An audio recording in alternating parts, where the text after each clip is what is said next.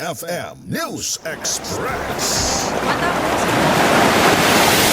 Hearing at pagsasaayos ng mga nasirang infrastruktura dulot ng bagyo, opisyal na napailaw muli ang Zone 7, Sitio Isla at Zone 3, Pascua Compound sa Barangay Pinmaludpod, Urdaneta City.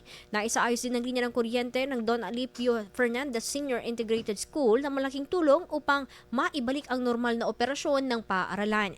Ang mga naunang nakapagpailaw o napailawan ay ang Zone 1, Daramuangan, Pinmaludpod, Labit, pati na rin ang Zone 5 Cabangon Compound at Zone 6 Servo 3 Crisostomo Road na agad na nakinabangan na muling pagbabalik ng kuryente sa kanilang mga tahanan. Taos puso nagpapasalamat ang Barangay Council sa lahat ng direktang tumulong sa clearing operations at pagsaayos ng kuryente, kabilang dito ang mga miyembro ng Council, CVOs, tauhan ng Panelco 3, maintenance team at ilan pang individual. Sa kabila ng mga kakulangan at hamon sa panahon ng recovery operations, ang pamahalang barangay ay nagpapasalamat sa pangunawa at kooperasyon ng bawat isa. Ayon sa pamunuan na Matagumpay na pagbabalik ng kuryente at pagsaayos ng mga kalsada ay bunga ng tulungan at malasakit ng buong komunidad. Ang pamahalaan ng barangay ay nananawagan sa lahat ng residente na patuloy na makiisa sa mga proyekto para sa kaligtasan, kaayusan at kaunlaran ng kanilang komunidad.